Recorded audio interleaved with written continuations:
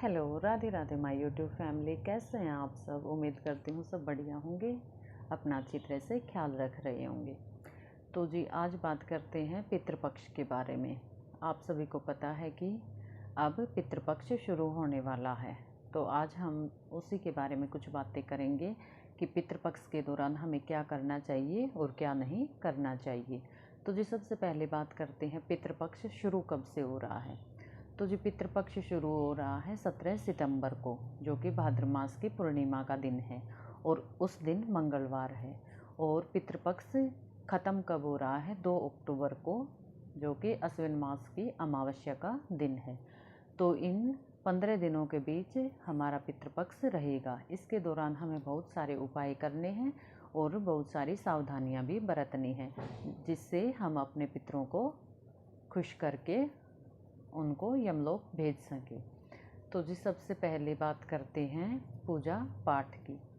तो बहुत सी बहनें पूछती हैं कि भाई पूजा पाठ इन दौरान करना चाहिए या नहीं करना चाहिए। तो जी पितृपक्ष के दौरान हमें पूजा पाठ कर लेना चाहिए, इसमें किसी भी तरह की मनाही नहीं है। दूसरी बात करते हैं कि बहुत सारी जगह हैं जहाँ पे औरतें पीला सिंदूर अपने मांग में भरती हैं। तो जी पितृपक्ष के दौरान पीला सिंदूर हमें अपनी मांग में नहीं भरना चाहिए।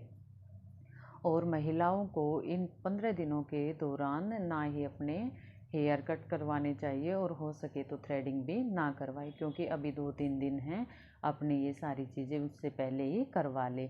ज़रूरी है कि हम अपने पितरों को प्रसन्न करके पृथ्वीलोक से यमलोक के लिए भेजें और वो हमें अपना खुशहाली का, समृद्धि का आशीर्वाद देकर ज़रूर जाए।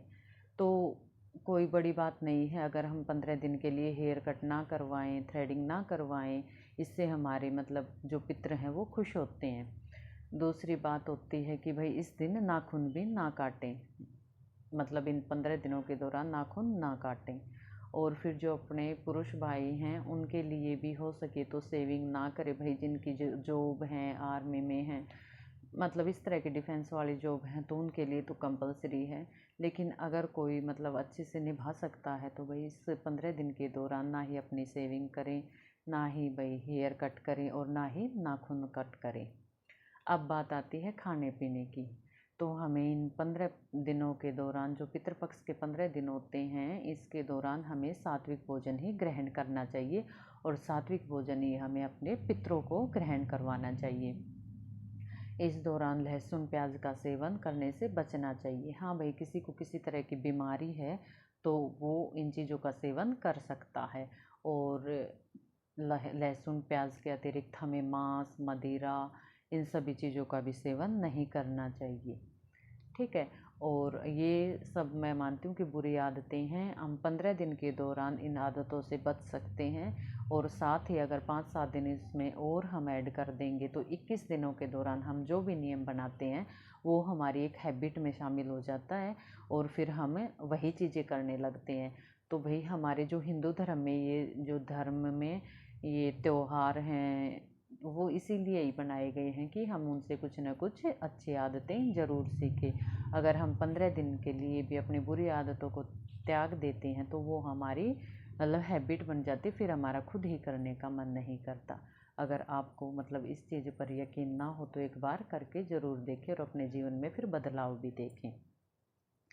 ठीक है। इसके बाद जी बात आती है दिया बाती की, कि हमें पितरों के लिए किस तरह से दिया बाती करना चाहिए। तो भाई पितरों के लिए माना जाता है कि जब सुबह पृथ्वीलोक पर हमारे पितर आते हैं तो उस समय पर सूर्य भगवान का जो उजाला होता है वो उनके लिए मतलब होता है कि वो आराम से आ जाते। लेकिन जब बात आती है शाम को उनके जाने की, तो उस टाइम पर बोलते हैं कि मार्ग में अंधेरा होता है।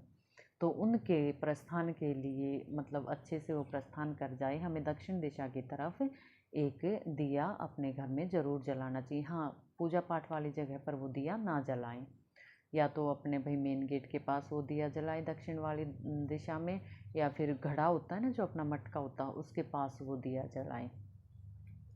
ठीक है। और इसके बाद बात आती है कि भाई जो कि ये 15 दिन होते हैं इसमें मतलब ज़्यादा खाना आप ना बनाए कि खाना व्यर्थ जाए। जैसे कि कई बार महिलाएं ज़्यादा आटा गूंद लेती हैं, वैसे तो वो कभी भी रखना नहीं चाहिए फ्रिज में, लेकिन पितृपक्ष के दौरान कोशिश करें ना रखें, ना हो ऐसी चीज़ें। और अगर बाई चांस बच भी जाता है तो उसे गोल गोल करके अपने फ्रिज में ना रखें, उस पर अपनी उंगलियों की छाप ज़रूर लगाएं, ठीक है। और कोशिश करें कि बचे नहीं ये सब चीज़ें। अब बात आती है कि रात में अगर हम खाना बनाते हैं तो उसमें से हमें 2 रोटी और 1 गिलास या फिर 1 गिलास पानी अपने पितरों के लिए एक थाली में रख देना चाहिए, अपने रसोई घर के अंदर ही, और उसको कपड़े से ढक देना चाहिए। और जब सुबह होती है तो उस पानी को हमें किसी गमले में डाल देना चाहिए और उन रोटियों को कौवा, चिड़िया या फिर गाय को दे देना चाहिए। इससे हमारे पितृ प्रसन्न होते हैं। और उसके बाद एक जो हमारे घर में पीढ़ा बोलते हैं ना, उसको हमारे ये क्या पूजा घर के बाहर वाले चौखट के पास रख देना चाहिए और साथ ही 1 गिलास पानी भी वहाँ पे रख देना चाहिए। इस पानी को भी सुबह मतलब अपने गमले में डाल देना चाहिए, इससे हमारे पितृ वहाँ पे आराम करते हैं, पानी पी सकते हैं, ठीक है।